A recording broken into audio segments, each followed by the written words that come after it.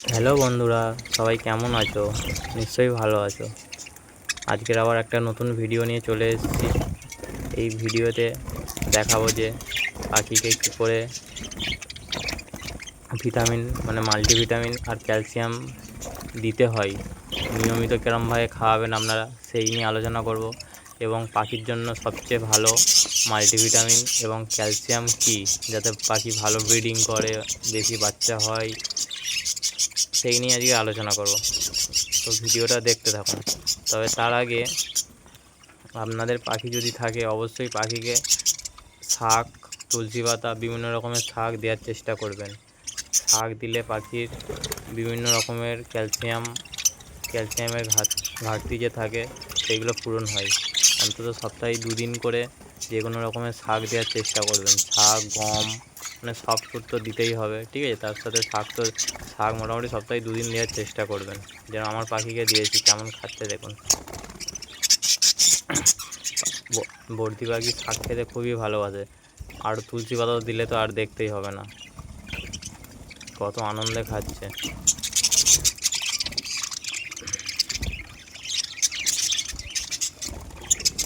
আর আপনারা যারা ভিডিওটা দেখছেন অবশ্যই ভিডিওটা প্রথম থেকে শেষ অবধি দেখবেন, তবেই ভিডিওটা বুঝতে পারবেন, নাহলে কিছুই বুঝতে পারবেন না। এটি হচ্ছে মাল্টিভিটামিন, নাম হচ্ছে রিকোভিট। দামও বেশি না, 110 টাকা দাম। আর এটা হচ্ছে ক্যাডিসল ডিসি, সবচেয়ে ভালো ক্যালসিয়াম। আপনারা জলের সাথে দিতে পারেন, সফট ফুডের সাথে দিতে পারেন, যাতে খুশি। জলেও ভালোভাবে গুলে যায়, কোনো অসুবিধা হয় না। অন্য অন্য ক্যালসিয়াম কী হয়, জলে গুলতে যায় না, ঠিক আছে? নিচে সব পড়ে যায়, জলের নিচে সব লেগে থাকে। আর এটা ওই রকম না, এটি সবচেয়ে ভালো, জলে দিলে গুলে যাবে, কোনো অসুবিধা হবে না। এই দুটো কম্বাইন পাখির জন্য বেস্ট, রিকোভিট এবং ক্যাডিসল ডিসি। নামগুলো ভালো করে দেখে নিন, রিকোভিট এবং ক্যাডিসল ডিসি।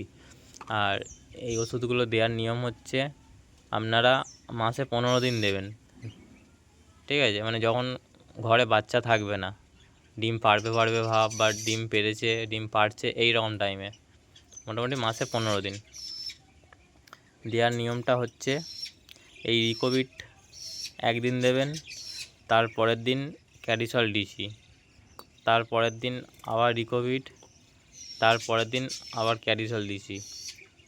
এইভাবে কন্টিনিউ 15 দিন দেবেন, ঠিক আছে?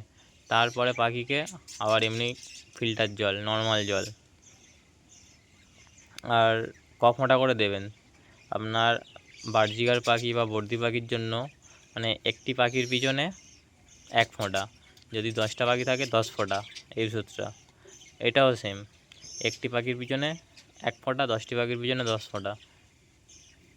আর সেইভাবে আপনাদের কটা পাখি আছে সেইভাবে হিসেব করে দিয়ে দেবেন। আর একটা কথা, এই ওষুধ দেওয়ার পরে জল অবশ্যই 6 ঘন্টা 7 ঘন্টার বেশি রাখবেন না, অবশ্যই বার করে নেবেন, নাহলে জলের ব্যাকটেরিয়া চলে আসবে, তাতে পাখির ক্ষতি হবে। আর অনেকে দেয় যে এই রিকোভিট আর ক্যাডিসল ডিসি মাল্টিভিটামিন এবং ক্যালসিয়াম একসাথে দেয়। আপনারা একসাথে একদম দেবেন না, কোনো কাজে লাগবে না। একদিন এটা দেবেন, একদিন এটা দেবেন, তবে পাখির কাজে লাগবে। আর আপনারা যতই মাল্টিভিটামিন এবং ক্যালসিয়াম দেন না কেন, অবশ্যই এই জিনিসটা দেবেন। এটি হচ্ছে ক্যাটেল ফিশ বোন, অনেকে আবার সাগর ফেনা বলে, ঠিক আছে? এটি অবশ্যই দেবেন। এটাও পাখির ক্যালসিয়ামের ঘাটতি পূরণ করে, ঠিক আছে? এটা মাস্ট, পাখি সবসময় ঘরে দিয়ে রাখবেন, খুবই দরকার। আপনারা যদি নাও এই ক্যালসিয়াম দিতে পারেন, তবুও এই জিনিসটা দিয়ে রাখবেন, এটা সবসময় দিয়ে রাখবেন। আর এই দেখা পাচ্ছেন, এইগুলো হচ্ছে আমার পাইনঅ্যাপেল কনুর। আমি এই এতক্ষণ যে মেডিসিনের কথা বললাম, আপনাদের কাছে যদি এই পাখিও থাকে, আপনারা এই একই সিস্টেমে দিতে পারেন, ঠিক আছে? সব একই সিস্টেম। এটার ডোজটা একটু বেশি। বদ্রি পাখির বেলায় 1 ফোঁটার কথা বলেছিলাম একটা পাখির পিছনে, কিন্তু এই পাখির পিছনে একটা পাখির পিছনে 2 ফোঁটা, ঠিক আছে? সেই হিসাবে দিতে পারেন। এই পাখিগুলো আমার এই 2বার করে বাচ্চা দিয়েছে আর কি, নতুনই পাখি, 2বার করে বাচ্চা হয়েছে, আবার ব্রিডিং মুডে এসে গেছে, বাচ্চা হবে। এতক্ষণ ধরে ভিডিওটা দেখার জন্য অনেক অনেক ধন্যবাদ, এবং ভিডিওটা কেমন লাগলো অবশ্যই আমাকে কমেন্ট করে জানাবেন। এবং আপনাদের যদি কোনো প্রবলেম থাকে, অসুবিধা থাকে, কোনো কিছু বুঝতে পারেননি, অবশ্যই আমাকে কমেন্ট করে জানাবেন। আমি রিপ্লাই দেবো এবং আপনাদের প্রবলেম সলভ করার চেষ্টা করব। Thank you.